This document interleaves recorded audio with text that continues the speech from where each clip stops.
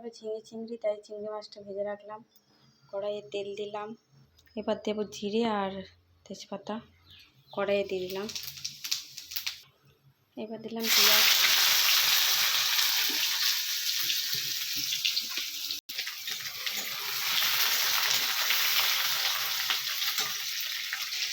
এবার কেটে রাখা আলুটা দিলাম।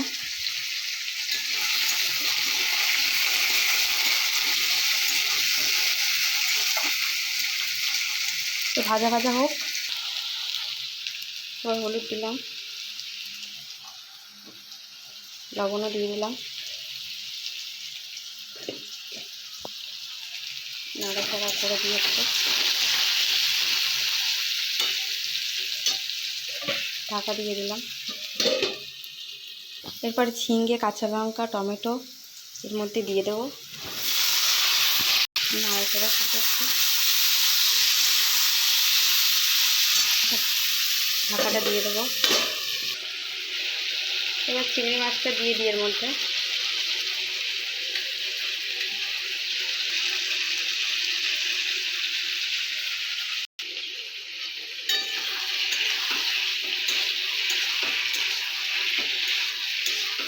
একা একা মোবাইল নিয়ে ভিডিও করছি, রান্না করছি, তার জন্য একটু অসুবিধা হয়ে যাচ্ছে।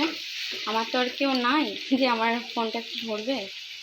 একটু এটি একটু কষ্ট করে দেখে নেবেন, ভালো লাগলে লাইক শেয়ার কমেন্টটা করে দেবেন একটু, ঠিক আছে। চিংড়ি দিয়ে মাছ করলাম আজকে, চিংড়ি মাছ দিয়ে। ভেবেছিলাম যে মোচা দিয়ে চিংড়িটাই করব, তো মোচা পেলাম না বলে ঝিঙে চিংড়িই করতে হলো।